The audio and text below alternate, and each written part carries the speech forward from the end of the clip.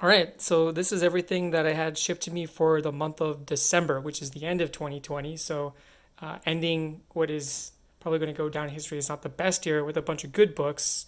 I guess I could call that a win. I'm starting things off with the single issue stuff. Got issue 6 of Decorum. I think this is about halfway through the series. I don't know. I don't know if this is.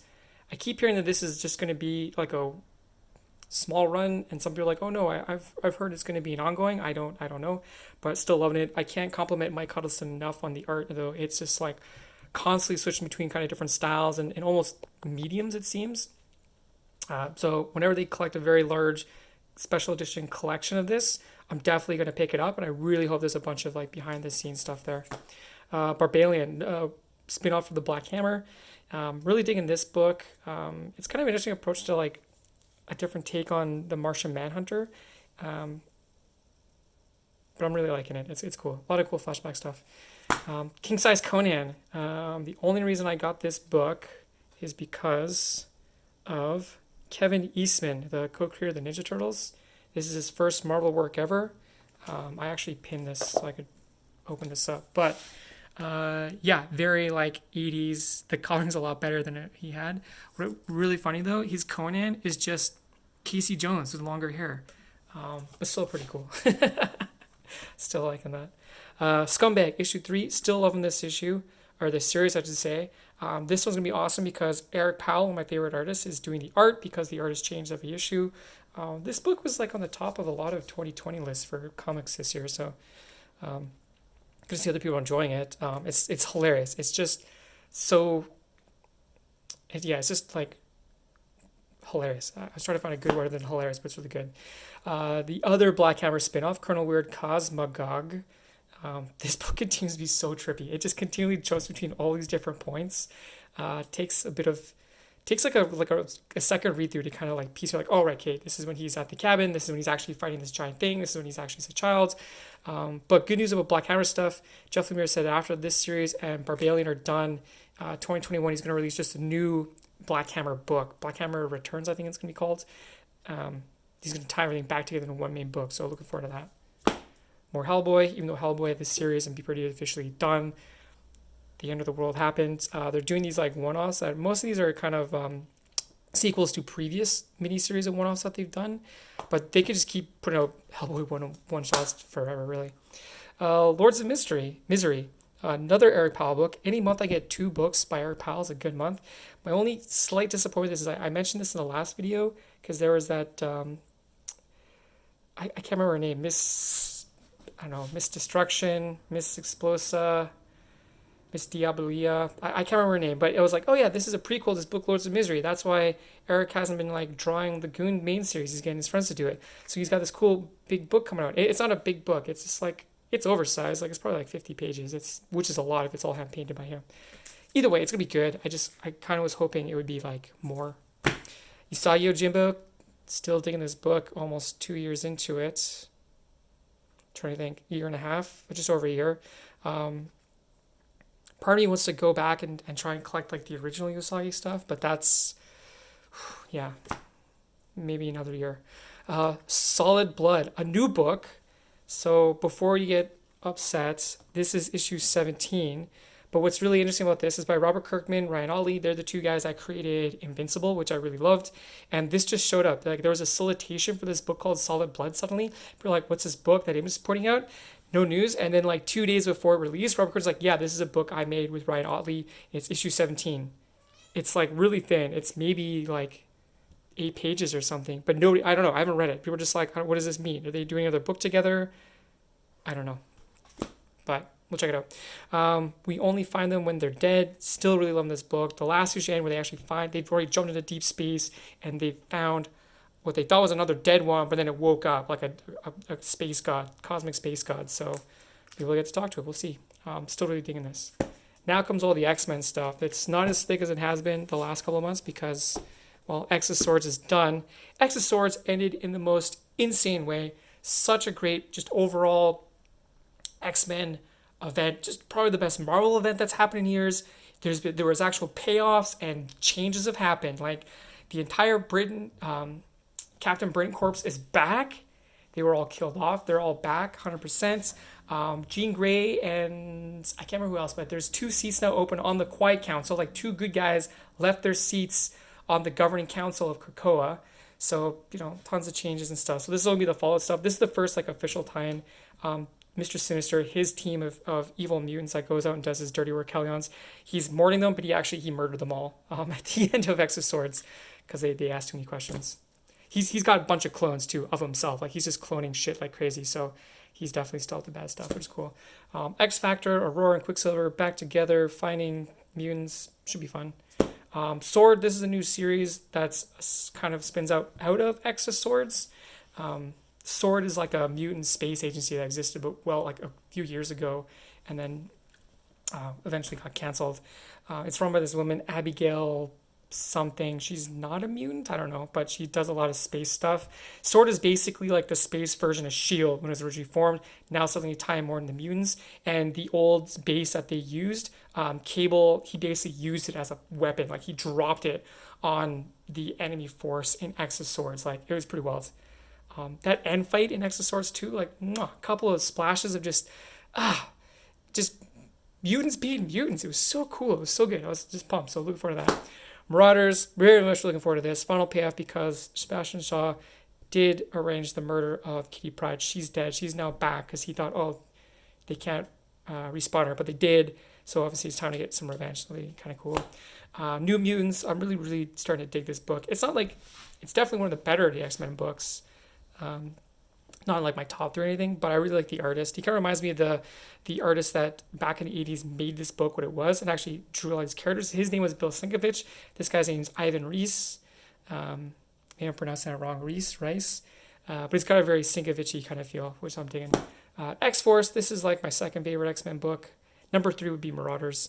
Really looking forward to this one. A lot of payoff because now Jean Grey, she's no longer on the Quiet Council, so she's probably going to focus more on X-Force because Hank, who is basically running this like wet works operation, is crossing a lot of lines, which is pretty good. I like that kind of beast.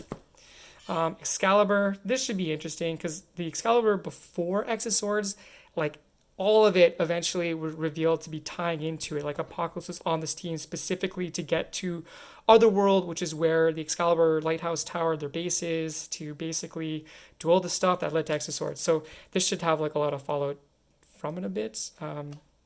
We'll see. Maybe not. X-Men. This is the best X-Men book. What I'm really looking forward to is I'm pretty sure this is going to deal with the fallout of who's not on the Quiet Council and what's coming up. The next big X-Men event is actually called Reign of the X-Men. So that starts like right after all these books. Like I guess in January, which is right now.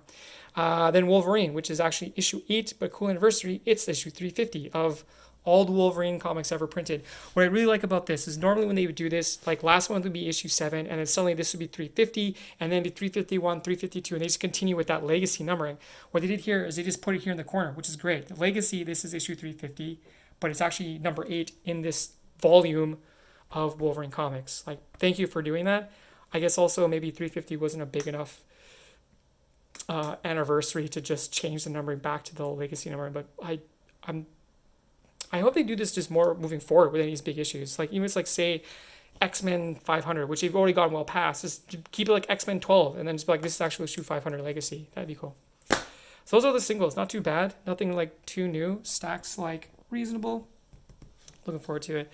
I kept the previews on top just to kind of hide some of these books in case they snuck in the corner there. But moving on, a lot of good graphics actually. Novels. Marvel's X. This is a prequel to Earth X, Universe X, Paradise X. So as soon as I heard they were working on this, I just basically made a note. Wait till it's all collected, pick it up. It's like 4 issues, I would say. It's written by the guys, Alex Ross Kruger, who did the original trilogy. New guys doing the arts, but it's good. The art looks good. Looks like there's like a Spider-Man versus, I guess, Kraven. He's a lion. King wearing a Green Lantern mask. It's pretty cool.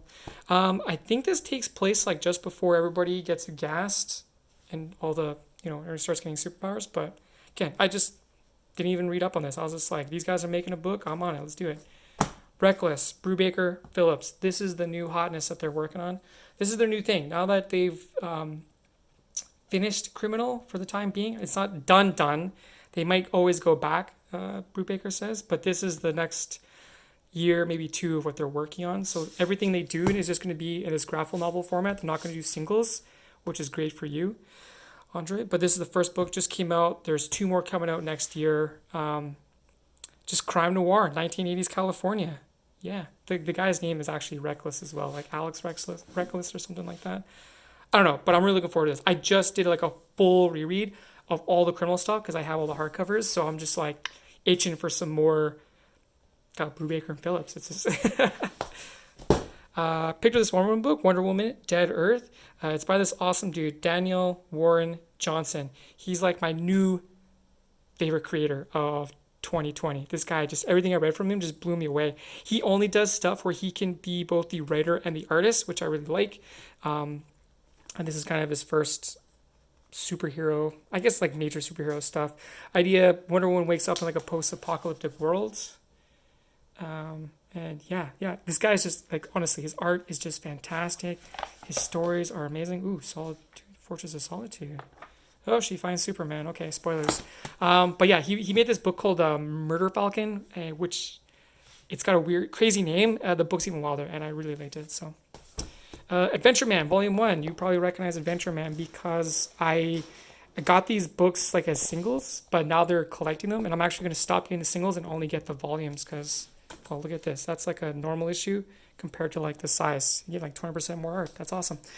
What I really like about this kind of group of creators, Matt Fraction, Terry Dodson, his wife Rachel Dodson, they're really into this like European format where you just release like a good collection, like oversized version of your work.